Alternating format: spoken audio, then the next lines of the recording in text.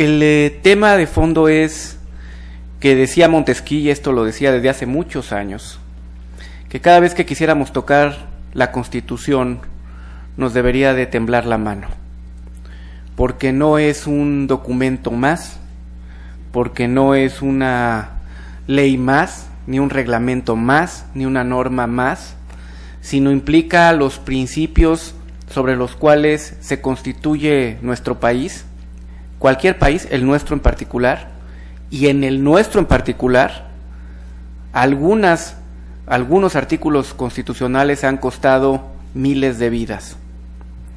Y cuando hablamos de la Constitución, por eso somos muy cautos. Esto tiene que ver mucho con la política, pero tiene que ver menos con las coyunturas partidistas políticas.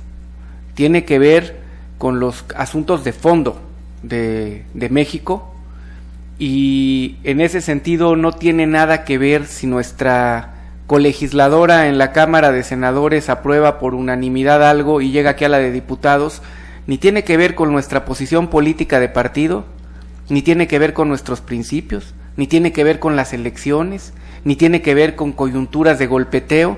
Yo les digo con toda franqueza que en eso estamos bastante sólidos. Tiene que ver con argumentos técnicos, porque es la Constitución. Y cuando hablamos de la Constitución, esperamos que lo que se nos responda no sean discursos, sino sean argumentos técnicos. ¿A qué nos hemos referido con esta minuta de derechos humanos? Sin duda es importante la reforma en derechos humanos. Yo creo que nadie está juzgando su importancia o no. De hecho, aquí la discusión es sobre si se queda corta, no sobre si está excedida o pasada. Nadie discute que es importante y que el debate no se cierra con esta minuta. El tema es si la razón central de esta reforma son los derechos humanos en México y fortalecer al órgano protector de derechos humanos en México, si logramos ese propósito en base a la técnica constitucional. Y por razones de tiempo solamente me voy a referir a las cosas que considero que debemos de pensar. Las cosas positivas creo que se han dicho con mucha claridad y de una vez se los digo, me sumo abiertamente a ellas. De hecho ya dimos nuestro voto en lo general sobre estas reformas. En lo particular, ¿qué son las cosas que preocupan? Algunas muy subsanables, otras de pensarse. Primera, artículo primero, se dice que se cambia el nombre de garantías individuales a los derechos humanos y sus garantías. Eso está muy bien.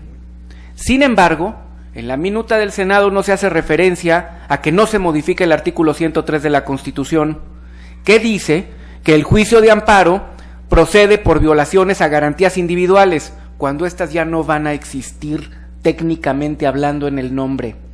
Esto genera confusión, grave confusión, y sale peor decir que ahora es que es de interpretación. ¿Para qué cambiamos algo que se va a interpretar si la estamos haciendo contradictorio? Cierto que hay una minuta que envió el Senado de la República en la Comisión de Puntos Constitucionales, de la cual en este momento no está aquí nuestro señor presidente de la comisión, pero esa minuta ni siquiera se ha discutido en la Comisión de Puntos Constitucionales, y estamos hablando de aprobar algo para que se publique cuando no va a estar el texto constitucional modificado.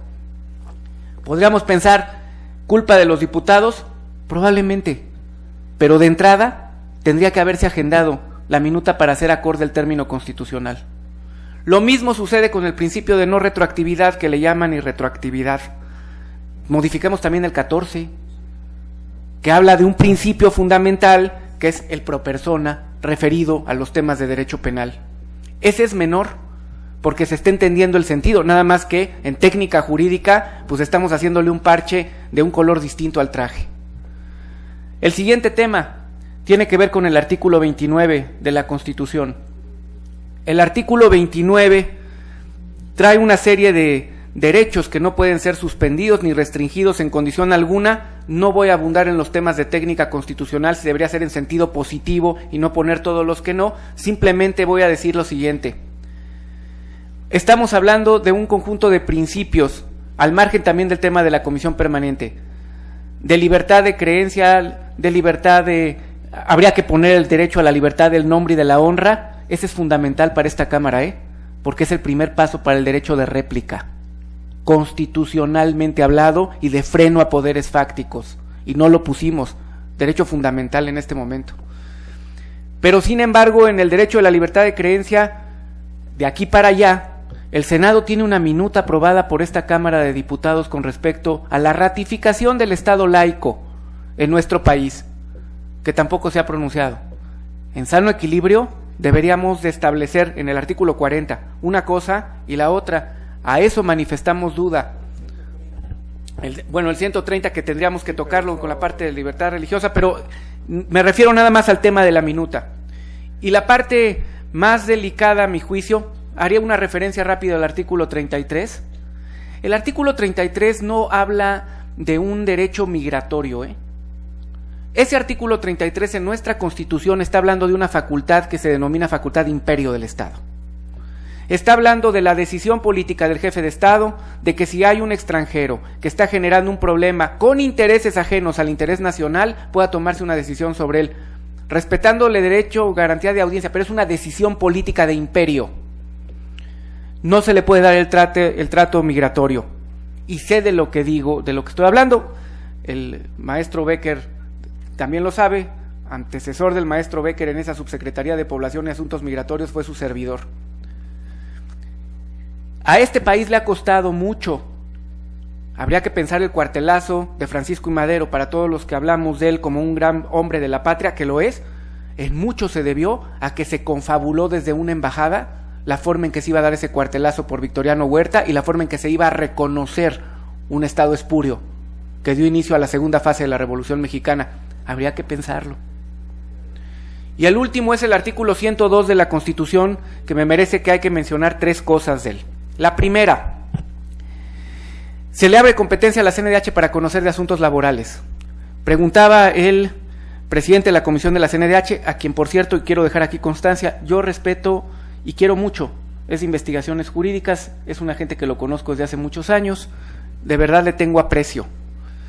Pero al margen de eso, preguntaba por qué. Yo fui fundador de la CNDH, fui secretario particular del primer presidente de la Comisión Nacional de Derechos Humanos, orgullosamente, de pensar cómo hacer una recomendación, cómo revisarla, cuál era el reglamento, hasta dónde llegaba, y los poderes fácticos, que entonces sí eran unos poderes distintos de lo que era la Policía Judicial Federal en aquel entonces. Pero al margen de eso, ¿por qué se pensó que debía estar excluida de tres asuntos, jurisdiccionales, electorales y laborales? Por dos razones. La primera es muy clara, porque se rompe el principio de la certeza jurídica si metemos a una CNDH que da recomendaciones en asuntos que son de certeza jurídica. No estoy hablando de justicia, estoy hablando del principio de la certeza jurídica. Era una suplantación del ombudsman en una recomendación meterse en un asunto jurisdiccional de fondo. Así se veía. Entrábamos en una sustitución. Segunda,